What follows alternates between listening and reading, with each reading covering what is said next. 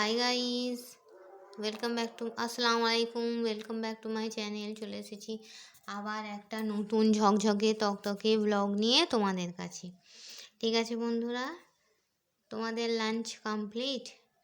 আমার লাঞ্চ এখনও হয়নি।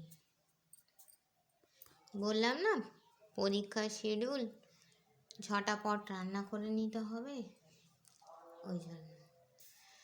তো চলো দেখিয়ে দিই আজকে আমি হালকা পাতলা কি রান্না করেছি। ঠিক আছে, প্রথমেই আছে সাদা ভাত, লেবু লঙ্কা পেঁয়াজ, এখানে শসা কাটা, একটু স্যালাড কেটেছি, শসা আছে, লেবু আছে, লঙ্কা আছে। ঠিক আছে বন্ধুরা, তো চলো দেখিয়ে দিই আজকের লাঞ্চটা। ঠিক আছে, আজকে এই প্রথমেই আছে সাদা ভাত,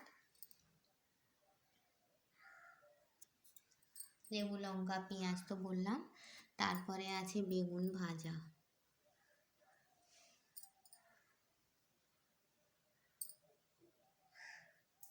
তারপর আছে মুরগির মাংস দিয়ে আলু দিয়ে লাল লাল ঝোল, কষা কষা, লাল লাল কষা কষা।